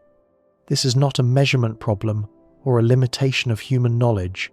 It is a fundamental feature of space-time geometry. There is no fact of the matter about what is happening now at distant locations, because now is not a universal concept. It is local, personal, dependent on your particular trajectory through space-time. Your ability to remember the past but not the future stems directly from the light speed barrier. Causes precede effects because signals propagate at finite speed, creating temporal ordering that all observers agree upon for causally connected events. This temporal ordering allows information to accumulate, experience to build upon itself, patterns to evolve over time. Evolution requires that offspring come after parents, not simultaneously or before. Thought requires that conclusions follow from premises through logical steps. Learning requires that knowledge gained yesterday be available for use today. All of these processes depend on time having a consistent direction, and that direction exists only because light speed is finite and absolute. The cosmic speed limit is not a constraint, preventing humanity from achieving its potential. It is the foundation upon which human existence, and indeed all complexity in the universe, depends. Without it, there would be no time, no causality, no evolution, no thought, no existence as we understand it. Some science fiction stories imagine civilizations that have transcended the light speed barrier through sufficiently advanced technology. These stories are not merely unrealistic. They describe universes fundamentally different from ours, universes where the logical structure of causality operates differently than in actual reality. Such universes might be mathematically conceivable, but they would not resemble our cosmos in any meaningful way. In our universe, the speed of light creates time itself as a directed dimension, distinguishing past from future. Events acquire their temporal relationships through the light cone structure that maximum signal speed imposes. History becomes possible because causes reliably precede effects. Complexity becomes possible because patterns can build upon previous patterns without those patterns simultaneously being altered by their consequences. The arrow of time points from past to future throughout the entire observable cosmos, because everywhere light speed forms an impassable barrier. Remove that barrier anywhere, and causality collapses everywhere. The logical contradictions would propagate through any communication network, whether physical or theoretical, contaminating the entire structure of space-time with paradoxes. We exist within a universe that protects its own consistency through the light speed limit. The protection is not external, not a guard patrolling a border. It is internal, woven into the mathematical fabric of how space and time relate to each other. Faster than light travel does not exist within the framework of relativity, not because it is forbidden by decree, but because the concept becomes meaningless when examined with mathematical precision. The equations that describe space-time work only when nothing exceeds light speed. Modify them to permit superluminal motion, and they generate contradictory predictions. Events both occur and do not occur. Particles exist in multiple contradictory states. Causes follow from effects that depend on those causes. The mathematical structure collapses into incoherence. Physics is not merely a collection of prohibitions and limitations. It is a description of what is possible, and that description must be self-consistent to mean anything at all. The speed of light limit is not an arbitrary rule that an especially clever engineer might someday circumvent. It is a structural requirement for the mathematics of space-time to make sense.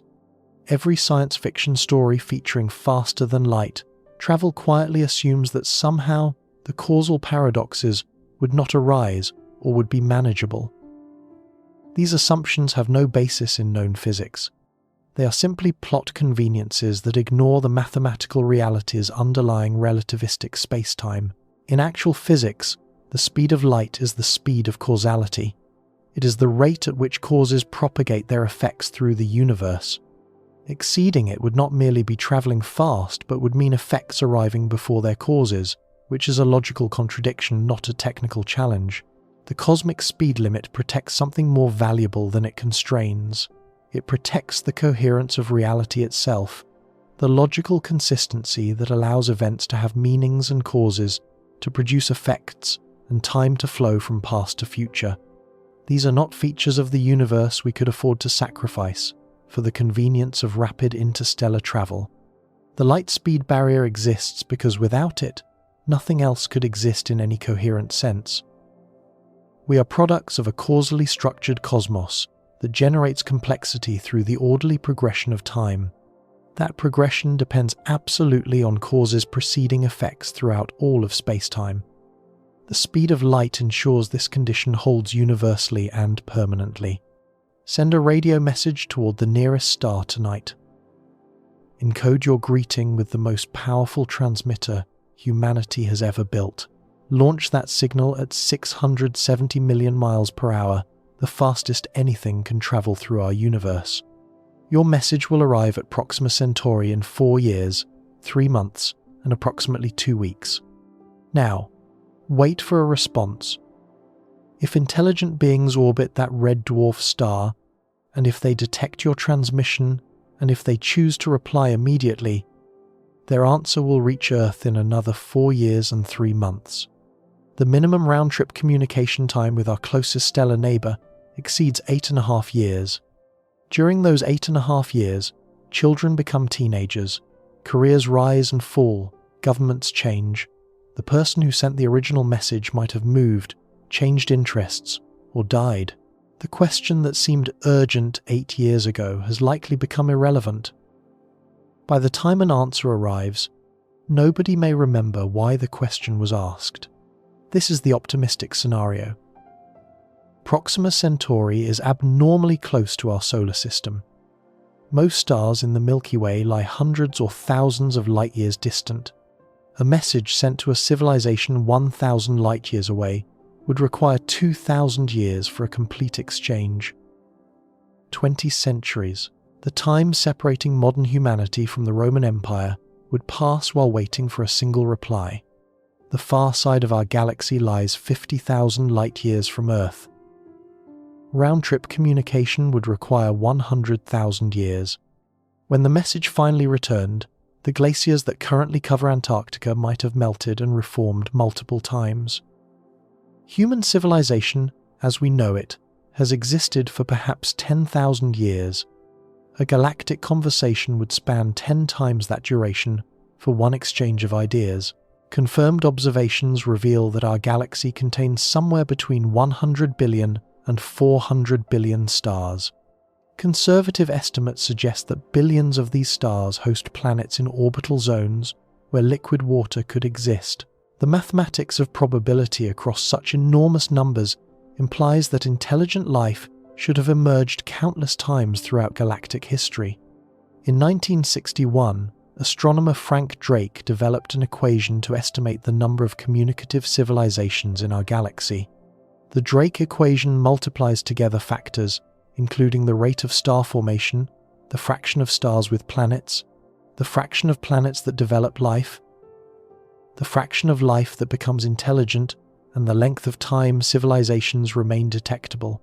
Even pessimistic estimates plugging conservative numbers into Drake's formula suggest thousands of civilizations should exist in our galaxy alone. Optimistic calculations yield millions. The Milky Way has existed for over 13 billion years. Stars have been forming and dying throughout that entire span. Planets have been coalescing around those stars for nearly as long. The ingredients for life have been present for cosmic ages.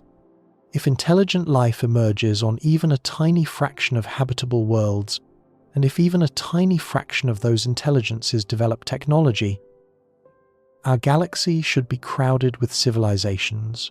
Some should be millions or billions of years more advanced than humanity. They have had ample time to spread across the stars, to fill the galaxy with their presence, to make themselves obvious to any newcomer species looking up at the night sky. Yet the speed of light ensures that each emergence occurs in profound isolation. Civilizations might arise on worlds scattered throughout the spiral arms, develop technology, build great cultures, ask questions about cosmic neighbors, and eventually perish, all without ever detecting another intelligent species. The galaxy could teem with thinking beings who will never meet, never communicate, never confirm that others exist. The numbers make this isolation particularly cruel. Consider what Drake's equation implies. Right now, at this very moment, thousands of civilizations might be staring at their own night skies, wondering if anyone else exists, sending signals into the void, waiting for responses that will never come. Each civilization convinced of its loneliness despite being surrounded by others equally convinced of theirs.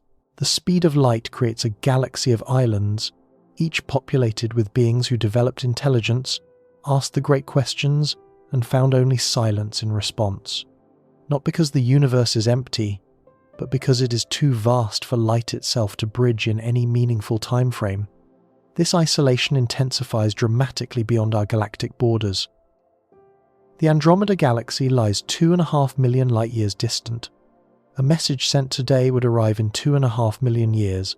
The reply would return 5 million years after transmission. When that response finally reached Earth, our sun might still be burning, but humanity as a biological species would almost certainly have either evolved into something unrecognizable or gone extinct entirely. The observable universe extends these communication barriers to horizons that exceed comprehension. Galaxies at the edge of our cosmic visibility lie 46 billion light-years away due to the expansion of space during the time their light traveled toward us. Messages sent toward those distant regions would require 46 billion years to arrive. But the universe is only 13.8 billion years old. No message we send toward the cosmic horizon will ever arrive. Space itself expands faster than light, can cross it at these extreme distances. Signals we transmit toward distant galaxies will forever chase destinations that retreat faster than the signals can approach. This creates a boundary. Physicists call the cosmic event horizon. Beyond a certain distance, approximately 14 billion light-years, space expands so rapidly that nothing we do can ever influence those regions. We can observe them because their ancient light began traveling toward us billions of years ago when they were much closer.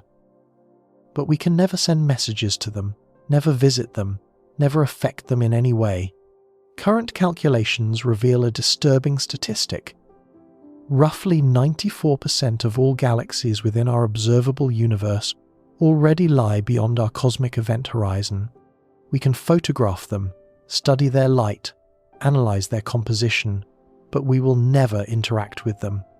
They exist as permanently inaccessible exhibits in a cosmic museum, visible but untouchable, present as images but absent as realities we could ever reach. The observable universe contains approximately 2 trillion galaxies. 94% of 2 trillion exceeds 1.8 trillion galaxies forever beyond human influence, regardless of any technological advancement.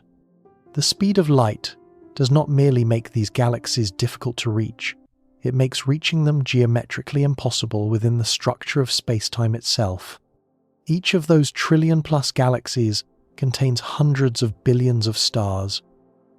Each star potentially hosts planets. Each planet potentially harbors life. The numbers spiral toward incomprehensibility.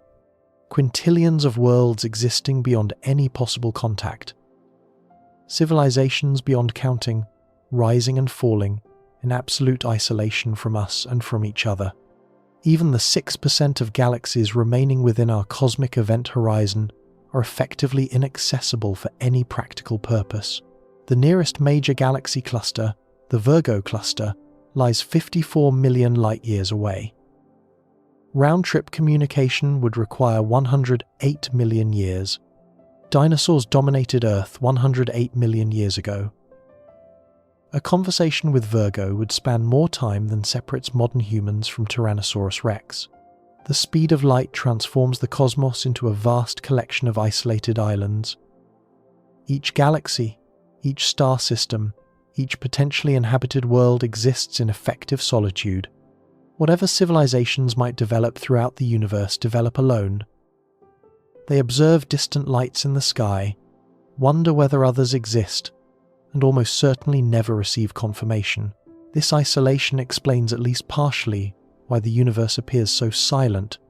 The Fermi paradox asks why we have detected no evidence of extraterrestrial civilizations, given the enormous number of potentially habitable worlds and the billions of years available for intelligent life to emerge and spread.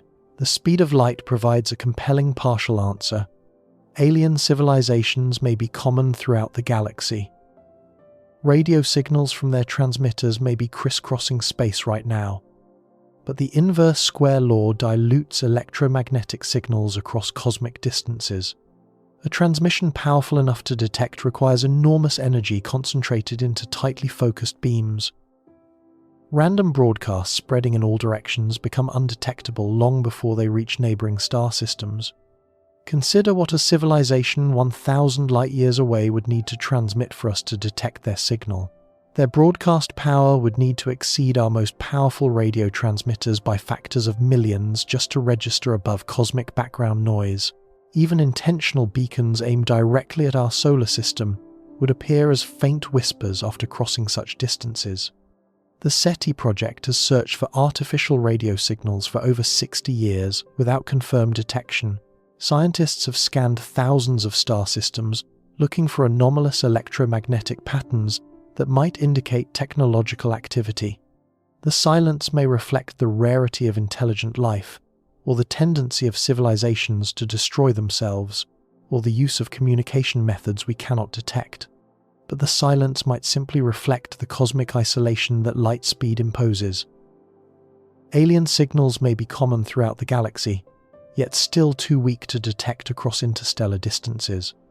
Civilizations may routinely develop radio technology, broadcast their presence, and receive no response, because their signals attenuate below detection thresholds long before reaching anyone capable of listening.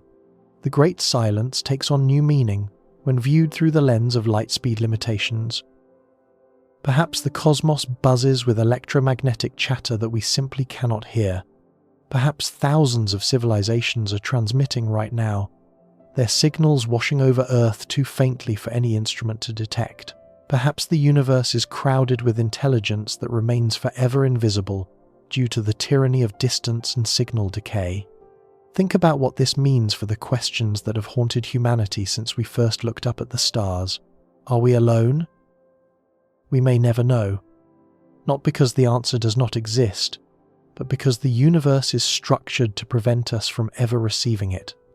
Civilizations might surround us in cosmic terms, separated by mere hundreds of light years, practically neighbors by galactic standards.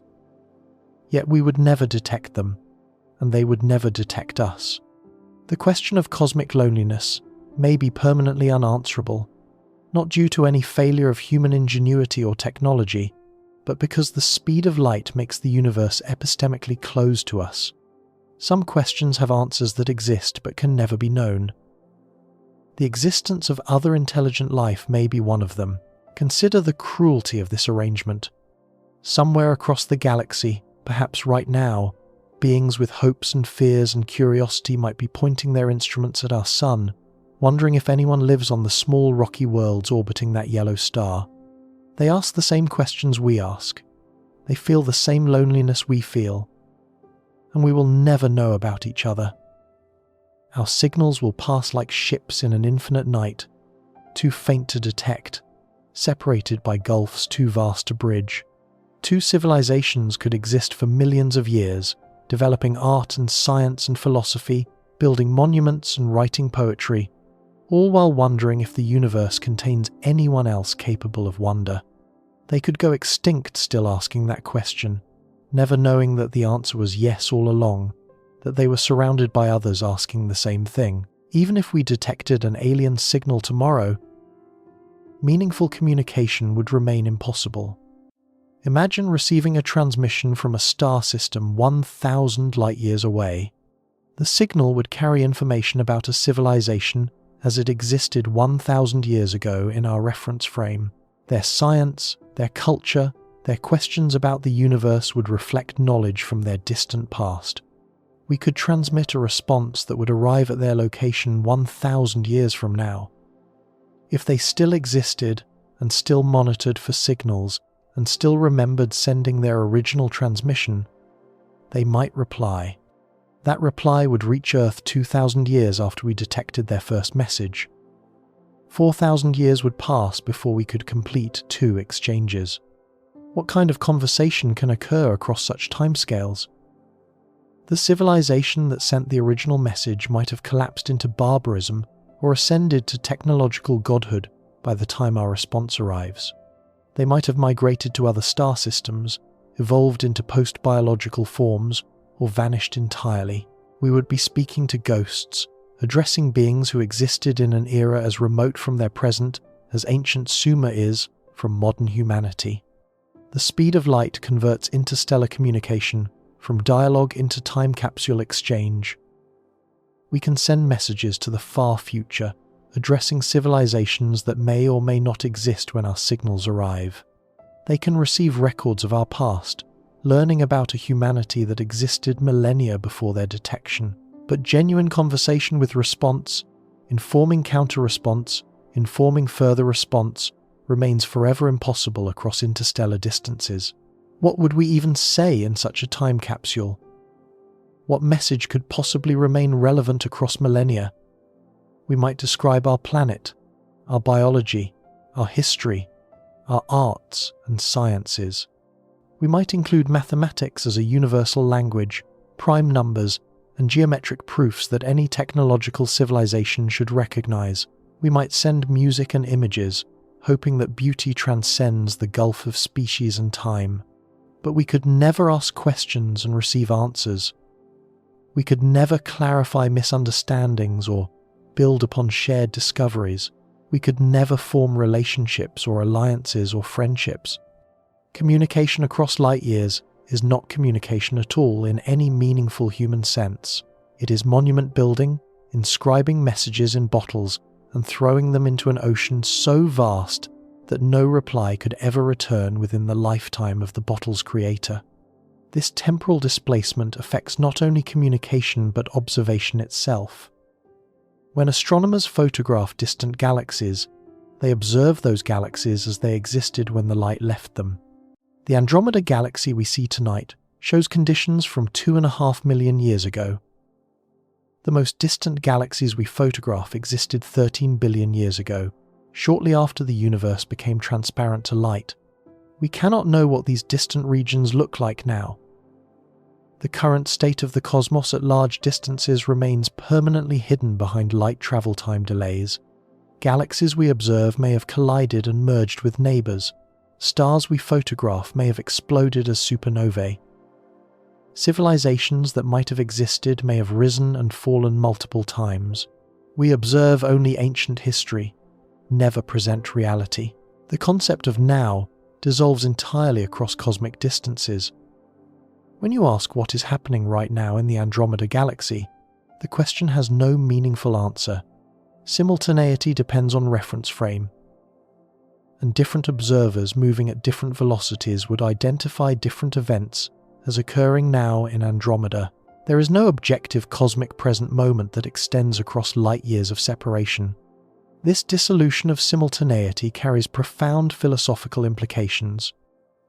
We tend to imagine the universe as existing in a shared present moment, with events happening now across all of space simultaneously. This intuition is false. The present is purely local, extending only as far as light speed allows causal connection. Beyond our cosmic neighborhood, the concept of now becomes meaningless. Physicists have explored theoretical methods that might circumvent light speed limits without violating the mathematical framework of general relativity. Wormholes, hypothetical tunnels through space-time, would require exotic matter with negative energy density that has never been observed and may be impossible to create.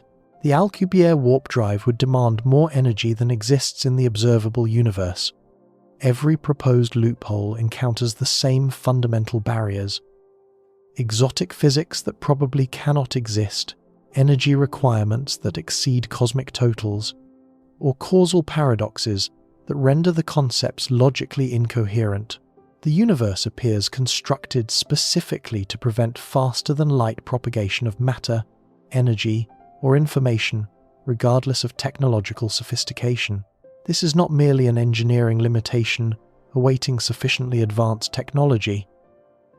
The speed of light limit is woven into the geometric structure of spacetime itself. The concept of exceeding it becomes meaningless when examined with mathematical precision. Like asking what color silence is, or demanding to see the edge of infinity. The implications for human existence are simultaneously humbling and profound. We evolved on one small planet, orbiting one ordinary star in the outer suburbs of one spiral galaxy, among 2 trillion in the observable universe. The speed of light ensures that this tiny cosmic address defines the permanent boundaries of our accessible reality. Most of what exists lies forever beyond our reach. The 94% of galaxies beyond our cosmic event horizon will never receive any signal we send. The remaining galaxies within theoretical reach would require millions or billions of years to contact. We are confined to our immediate stellar neighborhood by barriers no technology can overcome. Yet within these confined boundaries, remarkable things have happened. Matter organized itself into increasingly complex structures. Chemistry became biology. Biology became consciousness. Consciousness developed the ability to understand the very limits that confine it. We evolved brains capable of measuring the cosmic speed limit, even though we cannot exceed it. This capacity for understanding, despite confinement, represents something extraordinary. The bars of our cosmic prison are also the walls of our cosmic home. The same speed limit that isolates us from distant galaxies creates the stable causal structure that permits chemistry, biology, and thought to exist at all. Without finite signal propagation, atoms could not maintain stable configurations. Chemical bonds require electromagnetic forces that travel at light speed. If those forces propagated instantaneously, the mathematical structure of quantum chemistry would collapse. Molecules would not form, chemistry would not work, life would be impossible. Without causal ordering enforced by light speed limits, evolution could not operate. Offspring must come after parents. Adaptations must accumulate over generations in sequence. Natural selection requires time to flow consistently from past to future. Without this temporal direction, biological complexity could never emerge from simpler origins. Without the arrow of time that light speed creates, consciousness itself might be impossible. Thoughts require information processing in sequential steps. Memory requires the past to remain fixed while the future remains open to influence. Experience requires duration and change, and causation proceeding in one direction. Strip away the light speed barrier, and you strip away the foundations of mind itself. We are products of a universe whose structure requires the very limitations that confine us. The speed of light is not merely a constraint preventing us from reaching our destiny among the stars. It is a precondition enabling us to exist at all. Without it, there would be no us to feel confined.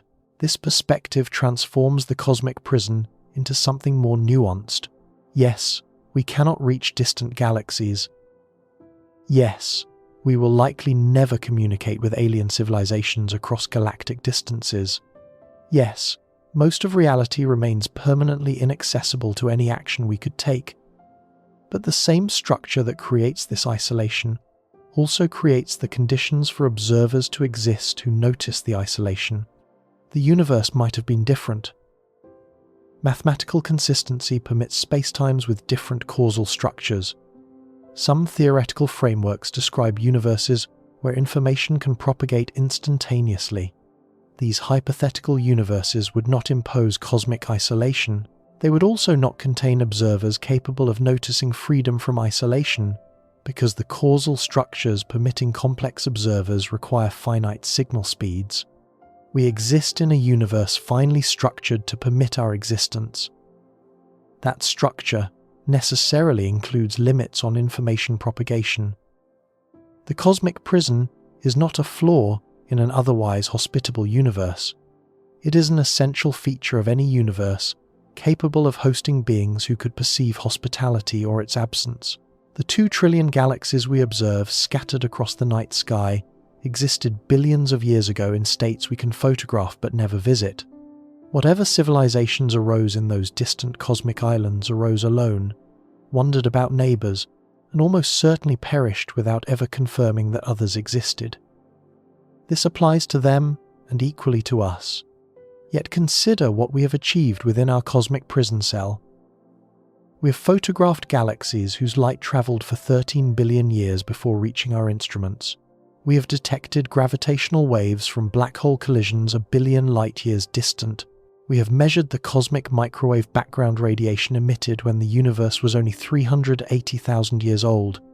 We have calculated the speed of light to better than 1 part per billion and confirmed that nothing in our universe can exceed it. We have sent spacecraft beyond the edge of our solar system, tiny emissaries carrying golden records describing who we are to anyone who might someday find them. We have bounced radar signals off distant planets and listened for echoes that reveal their surfaces. We have built telescopes that collect ancient photons and reconstruct images of galaxies as they appeared when the universe was young. We have discovered that the universe is expanding, that space itself stretches between galaxies, that cosmic history had a beginning and will have an end of some kind. We have identified the elements forged in stellar cores and traced the nuclear reactions that built the atoms in our bodies. We have understood that we are literally made of star stuff, assembled from debris scattered by supernovae billions of years before Earth formed. We have done all of this from one small world orbiting one ordinary star, using instruments built from materials found on our planet, powered by energy captured from sunlight, operated by minds that emerged from millions of years of biological evolution on a single planet. The mismatch between our origins and our achievements defies comprehension. No other entity in the known cosmos has demonstrated these capabilities. Among the 2 trillion galaxies in observable space, among the hundreds of billions of stars in our own galaxy, among the potentially countless civilizations that may have risen and fallen throughout cosmic history, exactly one has demonstrated the ability to understand why it cannot escape its stellar neighborhood. This is not a small achievement for prisoners of light. This is perhaps the most remarkable thing the universe has produced in 13.8 billion years of existence. Matter has organized itself into patterns capable of comprehending the very laws that govern matter. The cosmos has developed eyes that can observe itself and minds that can understand why those observations are limited. The speed of light breaks human brains because it reveals limits that transcend technology and imagination. We evolved to navigate African savannas across distances of miles, not cosmic voids across distances of light years. Our intuitions about space and time and causation formed in environments where everything relevant happened slowly and nearby. The cosmic speed limit operates on scales our brains never evolved to process, but those same limited brains figured out the limits. We calculated the speed of light before we could travel fast enough to notice relativistic effects. We predicted time dilation before we had clocks precise enough to measure it. We understood that faster-than-light travel was impossible before we built rockets capable of escaping Earth's atmosphere. The same cognitive architecture that fails to intuitively grasp cosmic distances successfully deduced the laws governing cosmic distances. This is the final lesson of the light-speed barrier. The universe has structure. Physics has boundaries. Some things are genuinely impossible, not merely difficult but fundamentally prohibited by the geometry of reality. The speed of light marks one such absolute boundary, separating the accessible from the inaccessible, the possible from the impossible, the thinkable from the meaningless. We cannot exceed that boundary. We cannot visit distant galaxies. We cannot communicate with alien civilizations across galactic distances. We cannot know what is happening now in regions separated from us by light years. These limitations are permanent, built into space-time at levels more fundamental than any technology could reach. But we can understand the boundary. We can measure it, describe it, explain why it exists, and contemplate what it means. We can recognize that the same limitation isolating us from the cosmos also permits us to exist as entities capable of feeling isolated. We can appreciate that our cosmic prison cell contains everything necessary for the emergence of complexity, life, and mind. The speed of light creates time itself as a dimension with direction, distinguishing past from future, enabling causation, permitting evolution, allowing consciousness. It creates space as a dimension with extent, separating regions, permitting locality, enabling complexity to develop in protected environments. It creates the entire framework within which existence as we know it becomes possible. We are prisoners of light in a universe whose beauty we can observe but mostly never touch. We are children of light in a reality whose structure requires the very barriers that confine us. We are students of light who have learned enough about our limitations to appreciate why those limitations exist and what they enable. The cosmos stretches 2 trillion galaxies across 93 billion light-years of observable space, and we will interact meaningfully with essentially none of it. The speed of light ensures our eternal isolation from almost everything that exists. It breaks our brains by revealing scales we cannot intuitively process, and limits we cannot overcome. But somewhere within this vast and mostly inaccessible universe, on one small planet orbiting one ordinary star in one typical galaxy, matter has organized itself into patterns that can measure the speed of light, understand its consequences, and wonder about what lies beyond the cosmic horizon. That matter is listening right now, contemplating its place in a cosmos it can observe but never fully explore.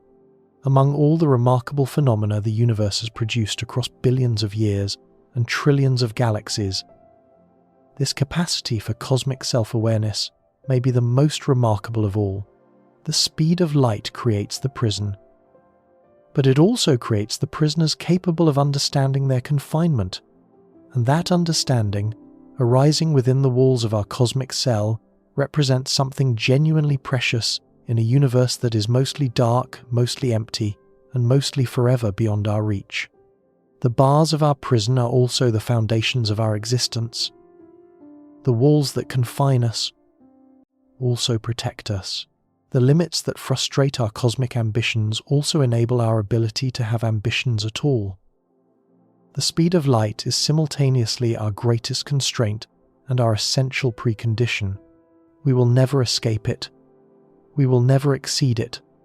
We will never visit the distant galaxies whose ancient light decorates our night sky. But we have understood it, measured it, explained it, and recognized both what it takes from us and what it gives.